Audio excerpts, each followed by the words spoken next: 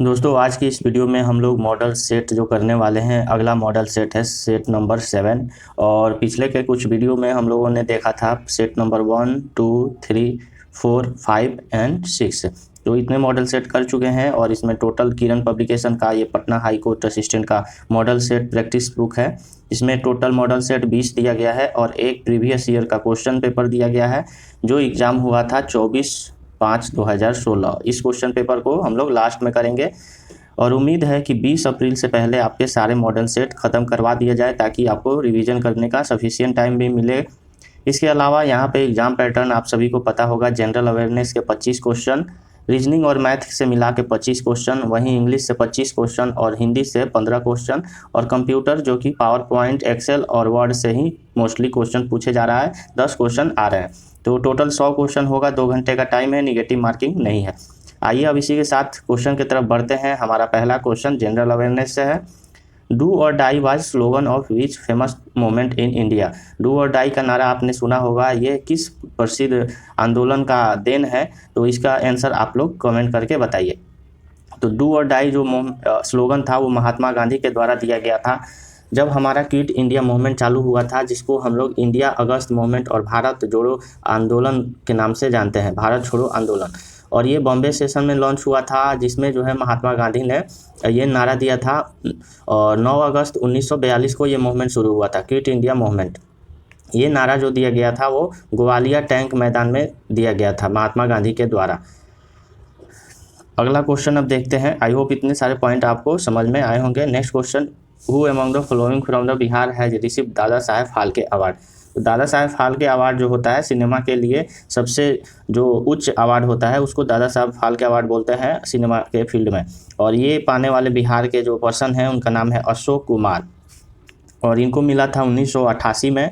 अशोक कुमार को दादा साहेब फाल्के अवार्ड और बिहार से बिलोंग करते हैं। इनको पद्म विभूषण भी मिला था 1999 में सिनेमा के फील्ड में अच्छा कार्य करने के लिए। अगला क्वेश्चन है, Doda Betta is highest peak of which of the following mountain range.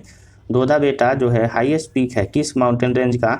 तो इस क्वेश्चन का राइट आंसर हो जाएगा नीलगिरी, ऑप्शन 4। देखिए नीलगिरी माउंटेन जो है वेस्टर्न घाट का पार्ट है जो कि तमिलनाडु रीजन में पड़ता है और इस रीजन की जो लगभग ऊंचाई है वो 2000 मीटर है, यानी 6600 फीट की ऊंचाई पर ये स्थित है।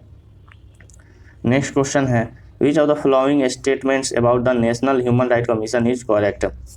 तो राष्ट्रीय मानव अधिकार जो कमीशन है उसके बारे में स्टेटमेंट है।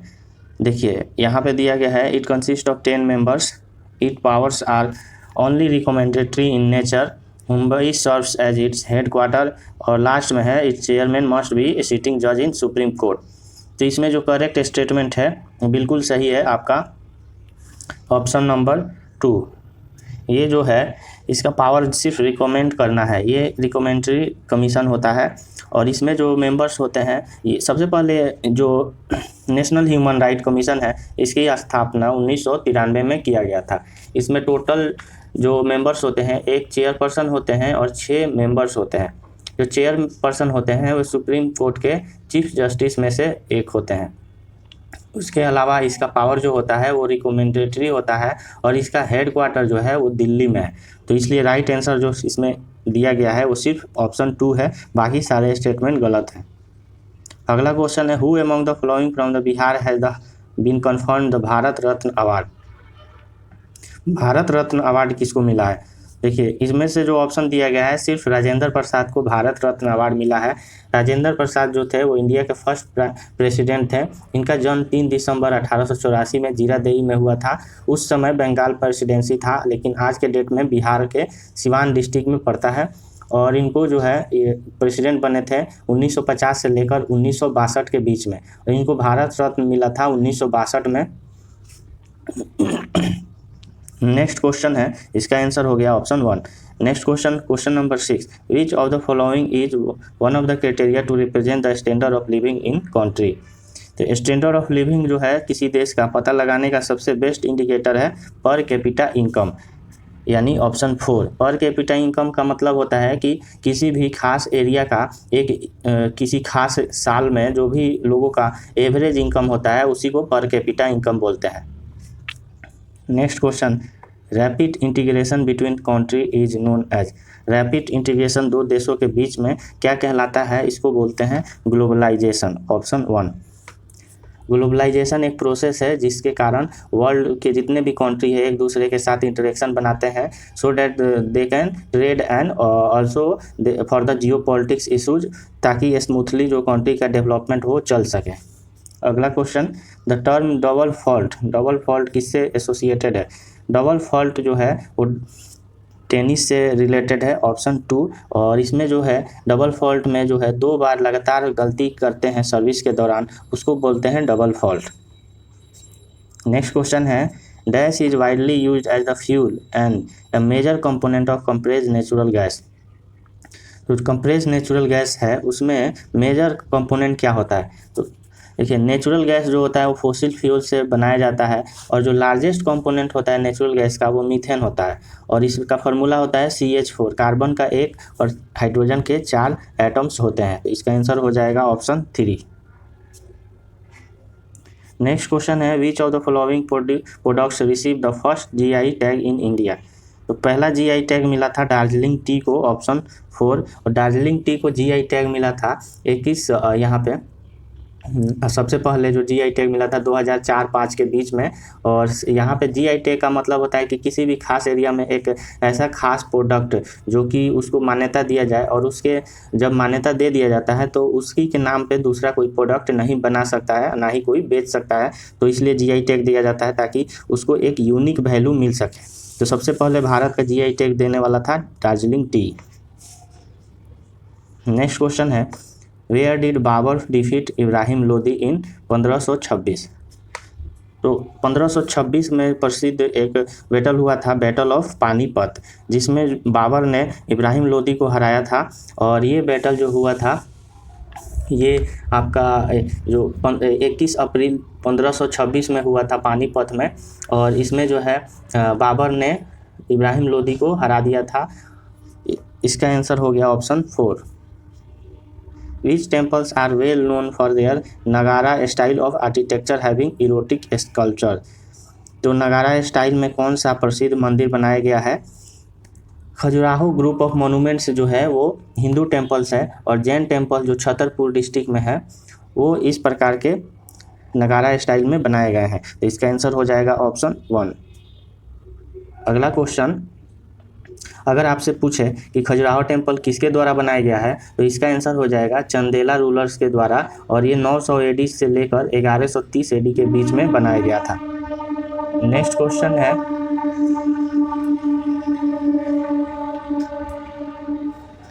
The temperate grassland of South Africa are called. तो टेम्परेट ग्रासलैंड साउथ अफ्रीका को क्या कहते हैं, इसको कहते हैं बेल्ट्स। बेल्ट्स जो होता है वो एक प्रकार से रोलिंग प्लेटू होता है जिसकी हाइट 600 मीटर से लेकर 1100 मीटर के बीच में होता है और ये साउथ अफ्रीका में पाया जाता है। अगला क्वेश्चन है, which British officer reported to the government of India that Muslims of Patna were in correspondence with 64th native infantry near Peshawar and urge it to revolt against the British. तो किस British officer ने ऐसा report किया था कि जो पटना के मुस्लिम हैं इन्होंने 64वें नेटिव इन्फेंट्री जो कि पेशावर के पास है उसके अलावा यहाँ पे रिवोल्ट कर दिया है ब्रिटिश के खिलाफ। तो इसका यहाँ पे ब्रिटिश ऑफिसर का नाम है रॉबर्ट मोंटेगोमेरी। ऑप्शन 1 रॉबर्ट मोंटगोमेरी एक जुडिशियल कमिश्नर थे पंजाब के और इन्होंने ही बताया था, ऐसा स्टेटमेंट दिया था। अगला क्वेश्चन है, the term mutation primarily refers to. Mutation किससे रिलेटेड है, म्यूटेशन रिलेटेड है जेनेटिक मिस्टेक से। ये कैसे रिलेटेड है आइए एक्सप्लेन करते हैं। म्यूटेशन का मतलब है कि जो भी चेंज जब हमारा DNA सीक्वेंसिंग होता है उस दौरान आता है उसको म्यूटेशन बोलते हैं। और ये ऑकर होता है कब, जब DNA जो है कॉपी किया जाता है या फिर कोई इन्वायरमेंटल जीन म्यूटेशन जो है उसमें इनहेरिट करने के दौरान कुछ गड़बड़ी होती है, एरर आता है, तब ये ऑकर होता है। इसलिए इसका राइट आंसर हो जाएगा जेनेटिक मिस्टेक। अगला क्वेश्चन है, who led the quit in India movement in Patna city on 11 अगस्त 1942। तो 11 अगस्त 1942 के पटना सिटी में क्विट इंडिया मूवमेंट का नेतृत्व किया था स्टूडेंट्स के द्वारा। ऑप्शन 2 इसका आंसर होगा। अगला क्वेश्चन है, panchayati raj institution came into existence under the. Panchayati raj system जो है 73वां संशोधन और 74वां संशोधन के द्वारा आया था। तो इसका राइट आंसर हो जाएगा ऑप्शन नंबर 4। और ये लाया गया था 1992 में, और सबसे पहला जो स्टेट है वो लागू करने वाला था राजस्थान।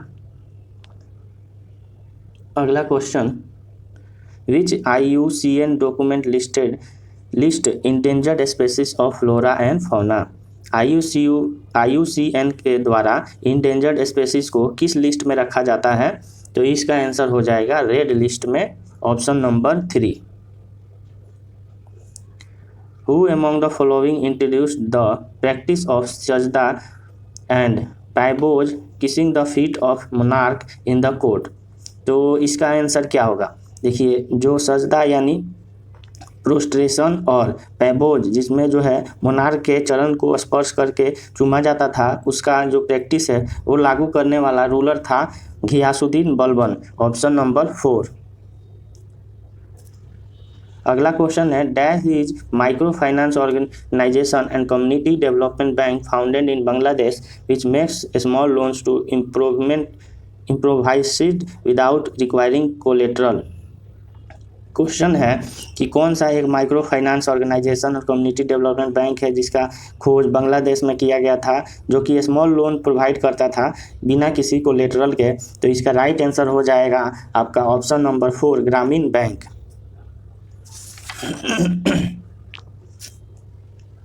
अगला क्वेश्चन है, the land of Bihar is drained by which of the following river system. इस क्वेश्चन का आंसर क्या होगा? इस क्वेश्चन में पूछा गया है कि जो बिहार की धरती है उसको किस नदी के द्वारा ज़्यादातर ड्रेन्ड किया जाता है, और इसका आंसर हो जाएगा, मतलब ज़्यादातर जो नदियां हैं उनमें सिर्फ इसी नदी का पानी रहता है और उस नदी का नाम है रिवर गंगा, ऑप्शन नंबर 2। और गंगा नदी की जो मेन ट्रिब्यूटरी है वो सोन है, बूढ़ी गंडक है, उसके साथ साथ चंदन है, उसके साथ साथ ओरहनी है और फाल्गु है। अगला क्वेश्चन है, dash measures the humidity of the air. देखिए, जो हवा में ह्यूमिडिटी का मेजरमेंट करता है उस डिवाइस को हाइग्रोमीटर बोलते हैं। हाइग्रोमीटर जो है वो एक वेदर इंस्ट्रूमेंट है जिसकी सहायता से हम लोग हवा में ह्यूमिडिटी की मात्रा को मापते हैं। और ये 2 प्रकार के हाइग्रोमीटर होते हैं, एक ड्राई होता है और एक वेट बल्ब हाइग्रोमीटर होता है, और जो कि इसमें जो है मैकेनिकल हाइग्रोमीटर भी होता है। अगला क्वेश्चन है, इसका आंसर हो गया ऑप्शन नंबर 1। नेक्स्ट क्वेश्चन है, which house hold waste has an excellent recycle potential.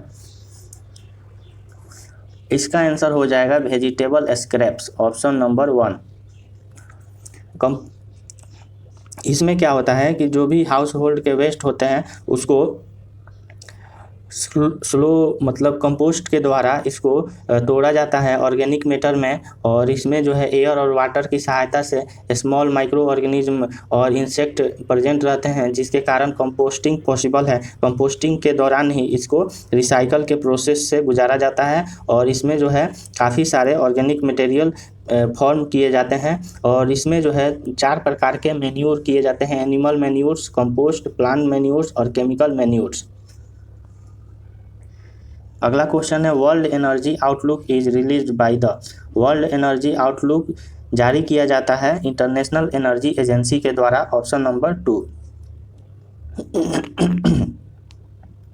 Next question है, अकॉर्डिंग टू द 2011 की जनगणना के अनुसार टोटल परसेंटेज मुस्लिम की इंडिया में क्या है, और इसका आंसर हो जाएगा आपका 14.2%, ऑप्शन नंबर 4।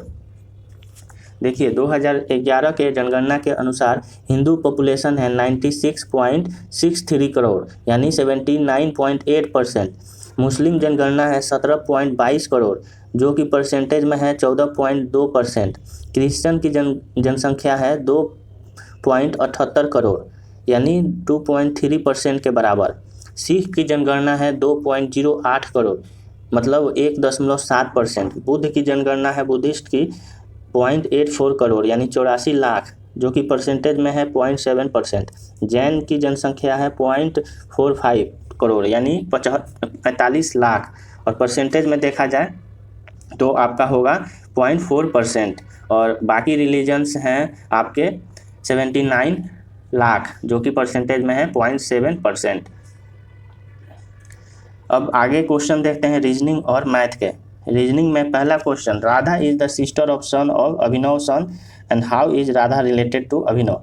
तो ब्लड रिलेशन का क्वेश्चन है, और ब्लड रिलेशन का ट्री चार्ट आपको ड्रॉ करना है और इसमें बताना है कि राधा जो है वो किस तरह अभिनव से रिलेट करती है। तो इसका आंसर हो जाएगा आपका ग्रैंड डॉटर, ऑप्शन नंबर 3।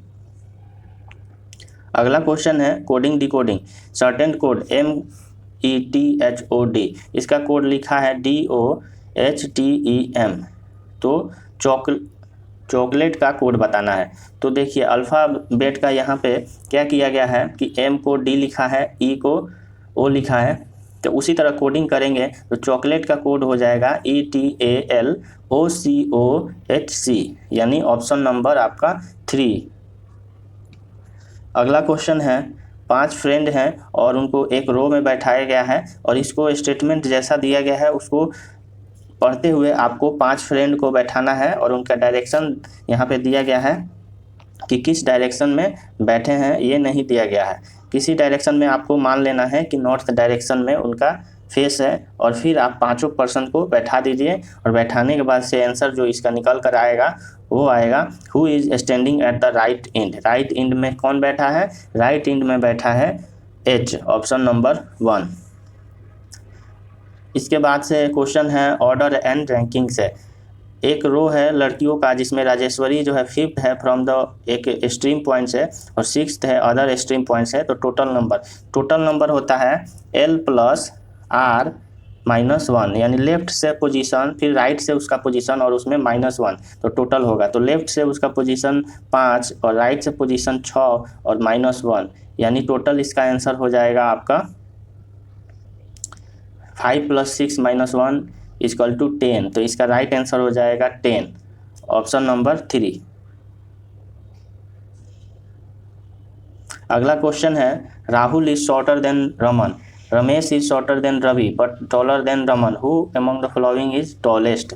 तो इसमें से टॉलेस्ट कौन सा है? तो देखिए ये भी ऑर्डर एंड रैंकिंग का क्वेश्चन है, और इसको अरेंज करने के बाद से जो सबसे ज़्यादा टॉलेस्ट होगा वो आएगा रवि, यानी ऑप्शन नंबर 4। अगला क्वेश्चन है select the number that can replace the. ये सीरीज का क्वेश्चन है, और ये सीरीज में आपको लॉजिक देखना है कि क्या चल रहा है। इस सीरीज को देखने के बाद से लग रहा है कि ये सीरीज डिफरेंस का सीरीज नहीं है, इसमें नंबर जो है ज़्यादा बढ़ रहे हैं, इंक्रीज हो रहा है, तो डिफरेंस नहीं हो सकता है। इसको एक बार मल्टीप्लाई देखते हैं, 12 चौका 48 + 1, फिर 49 × 4 करेंगे और +1 करेंगे तो 197 आएगा। यानी इसमें जो नंबर है × 4 + 1 का लॉजिक चल रहा है। तो 7, 8, 9 में × 4 करेंगे और +1 करेंगे, तो अगर इसको देखें शॉर्टकट में तो 9 × 4 यानी 6, और 6 + 1 यूनिट डिजिट 7 आना चाहिए। तो 7 जो है सिर्फ एक ही ऑप्शन में है, तो इसका राइट आंसर हो गया ऑप्शन नंबर 3, जिसका आंसर है 3157। तो इस तरह से आप कम टाइम में भी क्वेश्चन को बना सकते हैं। अगला क्वेश्चन है 2 + 2 जो है 12 है, 3 + 3 24 है, 4 + 4 जो है 34 है। तो इसमें लॉजिक के अनुसार बताइए 8 + 8 क्या होगा। तो देखिए इसमें क्या हो रहा है कि 12, 24, 34 और फिर उसके बाद से आपका है 42, 42 के बाद से 6 + 6 देखा जाए तो आपका क्या होगा 48, उसके बाद से 7 + 7, यानी आप यहाँ पे एक चीज़ को ध्यान से देखिए, 2 + 2 यानी 12, 12 के बाद से 24 यानी डिफरेंस हुआ 10, फिर 24 के बाद से 34, सॉरी यहाँ पे डिफरेंस हुआ 12, फिर 24 से 34 डिफरेंस हुआ 10, फिर 34 से 42 डिफरेंस हुआ 8, यानी डिफरेंस जो है वो इवन नंबर में है। यहाँ पे डिफरेंस हो गया आपका 12, यहाँ पे डिफरेंस हो गया तो इसके बाद से क्या होगा, 12, 12 के बाद से 10, 10 के बाद से 8, 8 के बाद से 6, 6 के बाद से 4, 4 के बाद से 2। तो इसी तरह से आप क्या करेंगे, ये जो है 2 + 2 है, फिर 3 + 3, फिर 4 + 4, उसके बाद से 5 + 5, तो 6 + 6 का जो है नंबर आएगा वो आएगा 48। यानी जो 42 में 6 जोड़ेंगे तभी तो डिफरेंस 6 होगा, 6 डिफरेंस को जोड़ेंगे तो 48 आएगा। फिर 7 + 7 के बाद से डिफरेंस आना चाहिए, 48 के बाद से 4 का डिफरेंस होना चाहिए। तो 7 + 7 क्या लिखेंगे कि 48 और 7 + 7 का डिफरेंस 4 हो, तो 52 लिखेंगे। उसी के बाद से 52 के बाद से यहाँ पे अगला टर्म ऐसा लिखेंगे 8 + 8 में कि 52 और उस टर्म का डिफरेंस 2 आए, तो 54 लिखेंगे। तो इसका राइट आंसर हो गया 54। अगला क्वेश्चन है, select the number from the following given option that can replace the question mark in the following series. तो इसका आंसर क्या होगा, डी से एच 8 का डिफरेंस है, एच से पी का डिफरेंस 8 है, डी से एच का डिफरेंस 4 है और एच से पी का डिफरेंस 8 है। उसी तरह 4 जो है 8, 4 के बाद से 8 है, 4 के बाद से 8 है और 8 के बाद से यहाँ पे क्या होगा, 8 के बाद से यहाँ पे 4 × 2 × 3 करेंगे तो 8 × 3 = 24, यानी इसका राइट आंसर हो गया ऑप्शन नंबर 3। अगला क्वेश्चन है, select the option which word same से रिलेशनशिप दैट। तो रिलेशनशिप को बताना है, विस्पर का रिलेशन सिंगिंग से है, तो साउंड का रिलेशन हो जाएगा मैगजीन और बुक से। उसी तरह रीड, देखिए विस्पर, सिंगिंग और साउंड का रिलेशन एक प्रकार है, उसी तरह मैगजीन जो है बुक को रीड करते हैं, तो इसका राइट आंसर हो गया ऑप्शन 3। अगला क्वेश्चन है, statement based the postal system of India was started by Britishers in 1764। Conclusion है, postal mails are often delayed और go missing, postmen are poorly paid so they tend to make mistakes।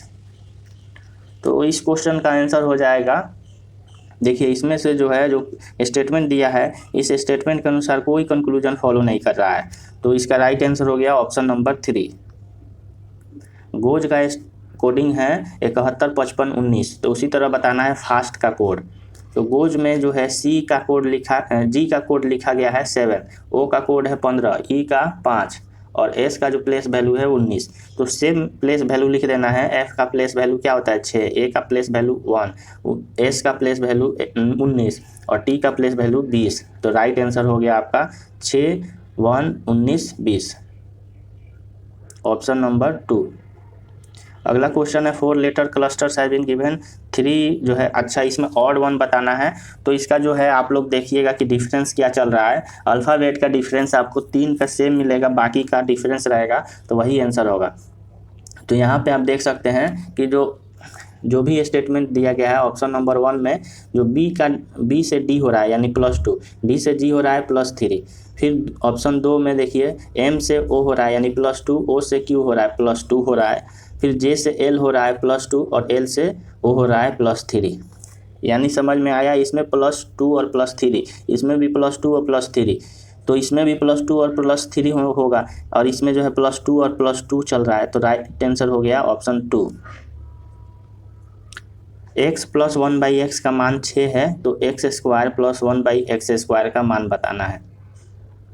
तो देखिए इसका formula होता है कि x + 1/x का मान अगर 6 दिया गया है यानी a है, तो a² - 2 कर देंगे, a² - 2 यानी 36 - 2 करेंगे तो 34 आंसर होगा ऑप्शन नंबर 4।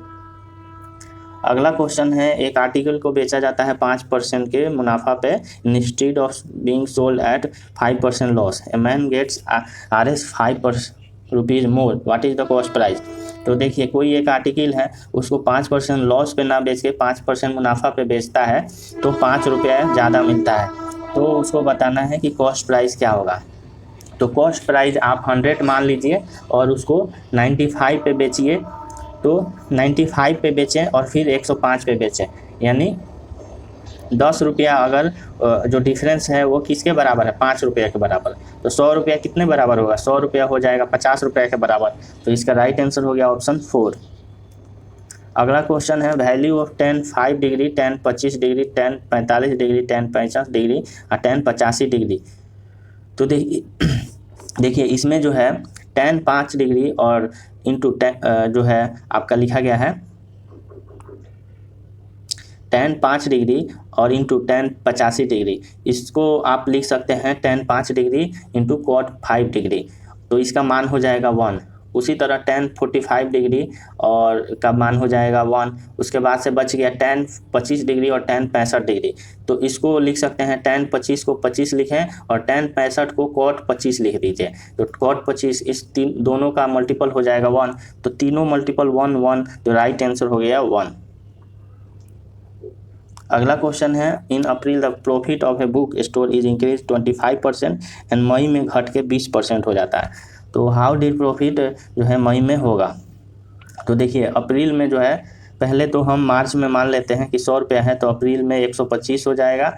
फिर उसके बाद से मई में घट जाएगा 20%, तो इसका 20% क्या होगा, इसका 20% होगा इसमें से 25 माइनस करेंगे तो 100, यानी मई में जो है फिर 100 हो जाएगा। तो इसमें क्या हो रहा है, इसमें हम लोग देख रहे हैं कि कोई भी प्रॉफिट लॉस नहीं हो रहा है, इट वाज सेम, मतलब सेम ही आ रहा है, तो इसलिए राइट आंसर हो गया ऑप्शन नंबर 3। अगला क्वेश्चन है time and work, a man finish work 20 days, B जो है 24 दिन। तो दोनों एक साथ मिलकर 10 दिन काम करते हैं और उसके बाद से ए चला जाता है तो बी को काम करना पड़ता है, रिमेनिंग काम कितने दिन में ख़त्म होगा। तो दोनों का एलसीएम लेंगे सबसे पहले, तो एलसीएम लेंगे तो एलसीएम आ जाएगा आपका 20 और 24 का एलसीएम क्या होगा, 20 और 24, इसका एलसीएम कितना आएगा 2:10, 2 यहाँ पे 4:5 और 4:6, यानी 120 एलसीएम होगा। 120 एलसीएम होगा तो ए का इफिशियंसी आ जाएगा, ए का इफिशियंसी हो गया 6 और बी का इफिशियंसी 5। तो दोनों मिलके 10 दिन काम करते हैं, यानी 11 गुना 10, यानी 110 काम कर लिए ए और बी मिलके। ए और बी मिलके 110 काम कर लिया, तो बचा काम कितना 10 काम को बी करेगा, 10 काम को बी करेगा अपना इफिशियंसी से, तो 10/5, यानी 2 दिन उसको और लगेगा काम को ख़त्म करने में। तो इसका राइट आंसर हो जाएगा ऑप्शन नंबर 4। अगला क्वेश्चन है what will be the compound interest, 25,000 पे रेट है 6% और टाइम है 2 साल। तो कंपाउंड इंटरेस्ट का जो फार्मूला होता है वो होता है अमाउंट माइनस प्रिंसिपल, और अमाउंट का फार्मूला होता है आपका CP इंटू 1 + R/100 के पावर T। तो इस फार्मूला को आप लोग सारे वैल्यू को पुट करेंगे और पुट करने के बाद से जो हमारा कंपाउंड इंटरेस्ट निकल के आएगा वो आएगा 3090, यानी 3090 आएगा आंसर इसका। 2 बॉक्स है ए और बी हैव कैपेसिटी 85 और 68 unit. However, these articles have to first packed into uniformly sized smaller pack and pinned into the boxes. What is the maximum number of unit that can be in these packs? अच्छा, इसमें बोला जा रहा है कि 2 box है ए और B, उसका कैपेसिटी है ए का 85 यूनिट और बी का है 68 यूनिट। तो उसमें जो है कितने आर्टिकल्स ऐसे छोटे छोटे टुकड़े में डाले जाएंगे ताकि मैक्सिमम आर्टिकल्स आ सके। तो देखिए सबसे पहले ये जो बनेगा आंसर, इसमें आपको मैक्सिमम जो आर्टिकल्स डालना है उसके लिए आपको 85 और 68 का HCF लेना पड़ेगा, हाईएस्ट कॉमन फैक्टर। तो दोनों का HCF निकल के आएगा, वो आएगा 17। तो 17 जो है वो मैक्सिमम यूनिट डाल सकते हैं, तो इसलिए इसका आंसर हो जाएगा ऑप्शन 3। अगला क्वेश्चन है dealer list his good at 40% above CP। तो देखिए जो एक डीलर है वो अपना प्रोडक्ट को जो भी CP है उससे 40% एक्स्ट्रा पे लिस्ट कर रहा है और उस पर फिर 20% का डिस्काउंट दे रहा है। यानी अगर CP जो है 100 रुपया है तो MRP हो गया 140, तो और 140 पे 20% डिस्काउंट देगा, तो 140 का 20% जो निकल के आएगा वो आएगा आपका ₹28, यानी ₹28 वो डिस्काउंट देगा। तो 140 माइनस 28 करेंगे तो वो आएगा 112, यानी फिर भी वो बेच रहा है 112 में, और उसका सीपी जो है वो सिर्फ ₹100 है। तो कितना का प्रॉफिट हो रहा है? ₹12 का, यानी 12% इसका आंसर होगा। अगला क्वेश्चन है रेशनलाइज करना है फैक्टर, और इसमें जो है रेशनलाइज करने के बाद से तो क्या करना है कि बताना है कि आंसर क्या होगा। तो 40 का क्यूब अंडर क्यूब, 40 का अंडर क्यूब, तो इसको रेशनलाइज करेंगे तो 40 को कैसे लिख सकते हैं?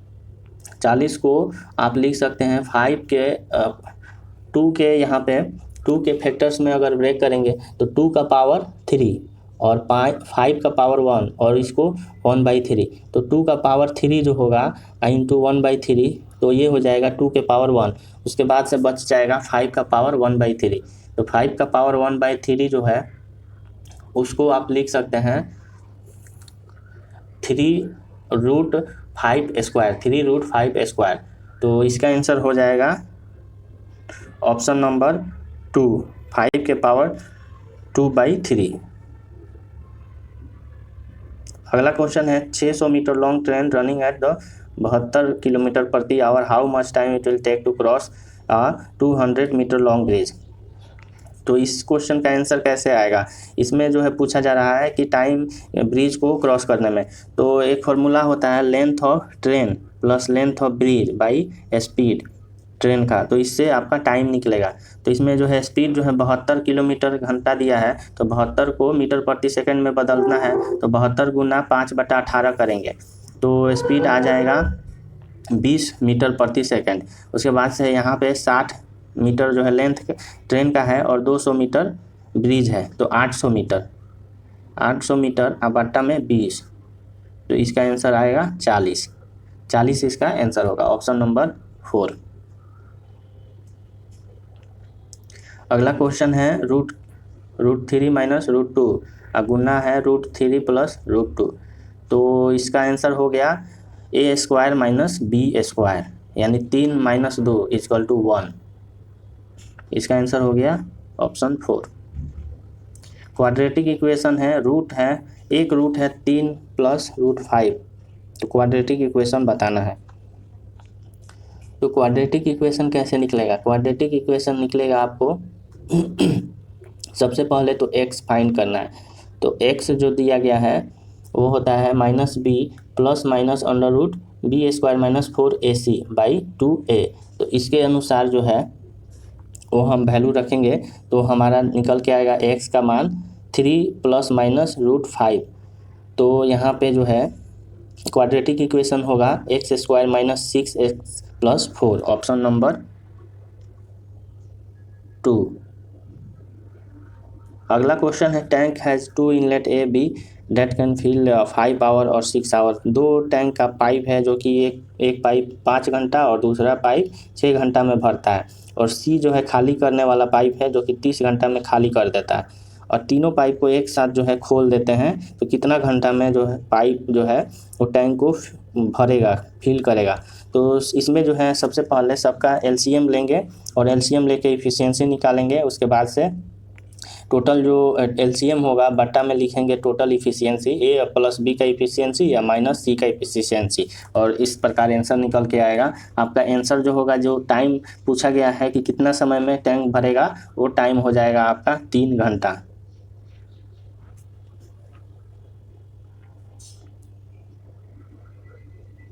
अब नेक्स्ट हम लोग देखते हैं इंग्लिश के क्वेश्चन। इंग्लिश का क्वेश्चन देख लेते हैं। दिया गया है जंबल सेंटेंस, और इसमें जो बताना है कि अरेंजमेंट क्या होगा। 4 सेंटेंस है और अरेंजमेंट करके बताना है। तो सबसे पहले जो हमारा सेंटेंस होगा वो होगा, देखने के बाद से इंट्रोडक्शन सेंटेंस लग रहा है, grey hound racing is popular spectacular sport in the United state. Option यहाँ पे बी जो है पहला सेंटेंस होगा। बी के बाद से जो सेंटेंस आएगा वो आएगा ए, और ए के बाद से सेंटेंस आएगा वो आएगा डी, यानी BADC, ऑप्शन 3 इसका आंसर होगा। अगला क्वेश्चन है given below jumble sentence. Jumble sentence दिया है और इसमें जो है फर्स्ट सेंटेंस होगा C, I return home with my pocket full of my earnings. Earnings, लेकिन इसके बाद से होगा, तो सी के बाद से बी होगा, तो इसका राइट आंसर हो गया ऑप्शन बी। अगला क्वेश्चन है पैसिव फॉर्म में बताना है। The surgeon successfully operated upon the patient, तो द पेशेंट, ऑब्जेक्ट इसमें पेशेंट है, the patient was successfully operated upon by the surgeon, यानी इसका राइट आंसर हो गया आपका ऑप्शन नंबर 3। अगला क्वेश्चन है आइडेंटिफाई, ये जो अंडरलाइनिंग है उसमें क्या आप रिप्लेस कर सकते हैं। No sooner was his name called out when he was gone on to the stage to receive the award, तो no sooner was his name called out,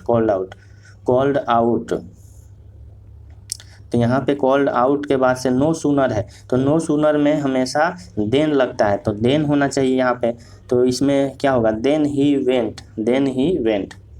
अगला क्वेश्चन में एसेंट का एंटोनिम, एसेंट का मतलब होता है आपका चढ़ना होता है एसेंट का मतलब, तो इसका अपोजिट क्या होगा, उतरना यानी डिसेंट, ऑप्शन 2। अगला क्वेश्चन है ग्रामेटिकल एरर बताना है, किसमें है, pleasure can not derived from the giving pain to innocent people, तो देखिए प्लेजर कैन नॉट डेराइव, तो यहाँ पे कैन नॉट के बाद से V3 दिया है, तो V3 लगता है कब, जब उसके पहले बी का प्रयोग होता है, तो बी यहाँ पे होना चाहिए, प्लेजर कैन बी डेराइव्ड होना चाहिए, तो इसका आंसर हो गया option number 1।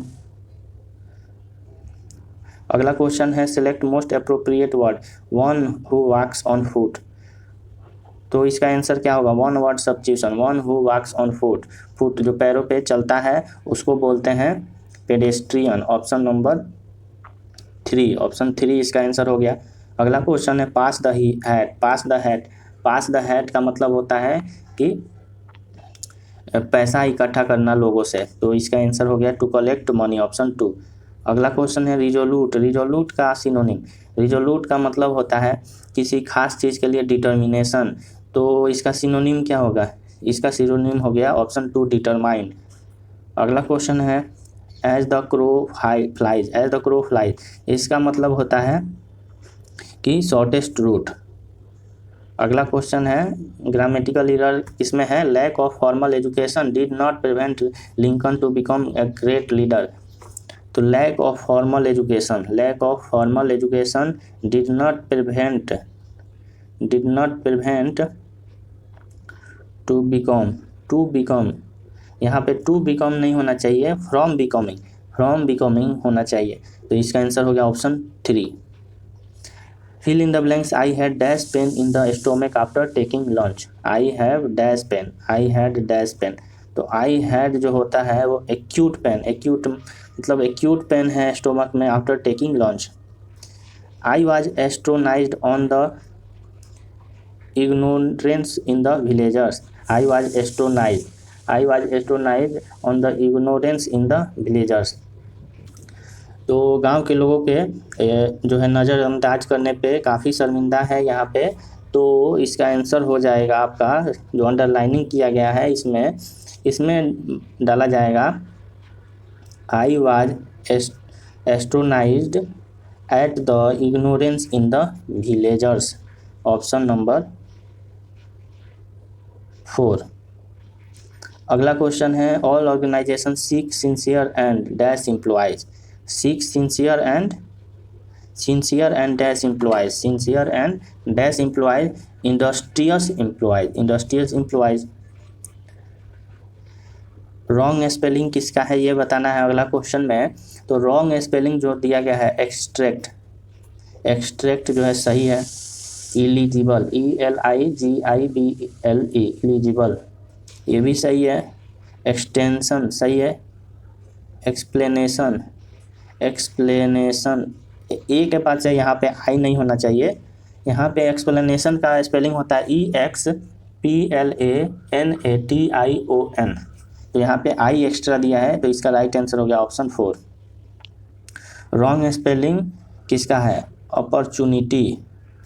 Opportunity select the correctly, अच्छा इसमें करेक्ट बताना है, तो अपॉर्चुनिटी का स्पेलिंग गलत है, फिर ये भी गलत है, उसके बाद से ये भी गलत है, आपका आंसर हो गया अपॉर्चुनिटी जो है OPPORTUNITY।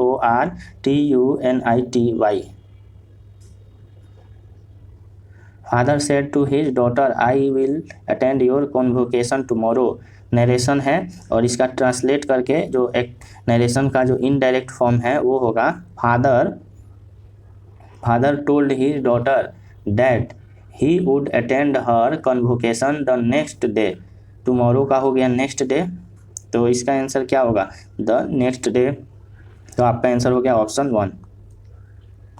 अगला क्वेश्चन है फादर टोल्ड हिज यहाँ पे क्वेश्चन नंबर 68 से 72 cloze test fill in the blanks, इसमें जो है पैराग्राफ को पढ़ के और आंसर बताना है। As the rains receded I got a dash strange job, I got a strange job, our neighbour a dash merchant, our neighbour जो था वो क्या था, आपको ऑप्शन की सहायता से यहाँ पे आंसर निकालना पड़ता है। तो our neighbour a dash merchant, तो जो कि एक प्रोस्पोरस मर्चेंट था, decided to become a politician but he was dash, so he wanted me to, but ही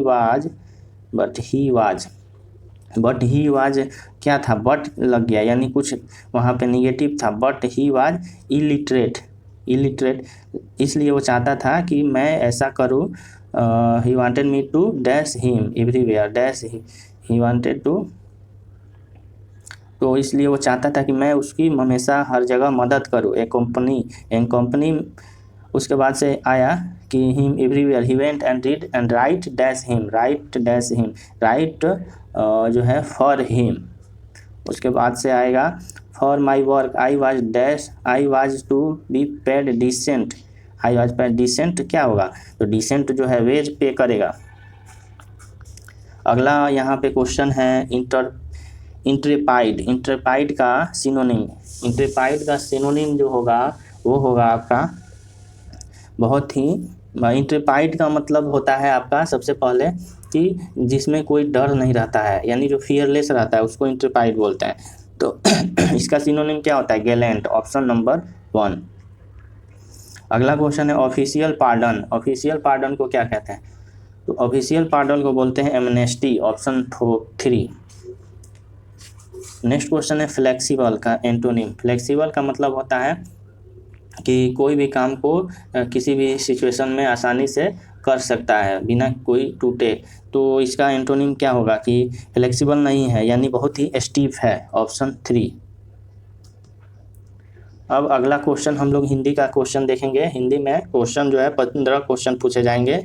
लेखक शब्द के अंत में कौन सा प्रत्यय लगा हुआ है, लेखक, तो लेखक में जो प्रत्यय लगा हुआ है वो लगा है अक, यानी ऑप्शन 4 इसका आंसर हो गया। अक जो है वो प्रत्यय है, प्रत्यय का मतलब जो ऐसा जो शब्द जो है वो बाद में आता है उसको प्रत्यय बोलते हैं। अगला क्वेश्चन, दिए गए वाक्यांश के लिए एक शब्द चुनिए जिसका कोई नाथ न हो उसको बोलते हैं अनाथ, ऑप्शन 2। सही वर्तनी वाले शब्द का चयन करें। सही वर्तनी जो है इसमें सिर्फ और सिर्फ हिंदित्व, ऑप्शन 1। पर्यायवाची शब्द का चयन करें। समुद्र का पर्यायवाची होता है सागर, पयोधी, परावर, नदीस, उदधि, अरवर, जल्दी, तो इसका आंसर हो गया ऑप्शन 2 पयोधी।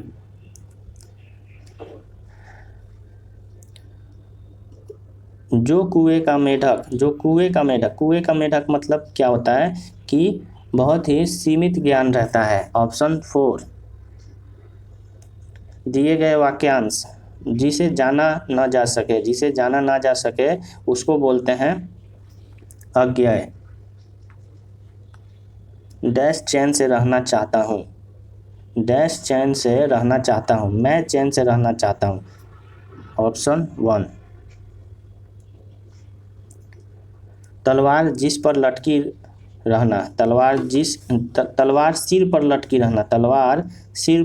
रहना, इसमें मुहावरा का अर्थ तलवार सिर पर लटकी रहना, इसका मतलब होता है कि भयंकर खतरा बने रहना।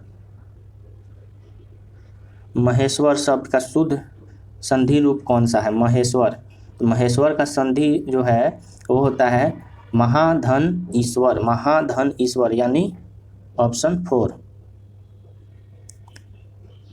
त्रुटि बताना है, वृक्ष पूजन का हमारे जीवन पर विशेष स्थान नहीं रहा, हमारे जीवन पर होगा, तो हमारे जीवन पर नहीं, हमारे जीवन में, हमारे जीवन में, तो यहाँ पे में होना चाहिए, तो इसका आंसर हो गया 1।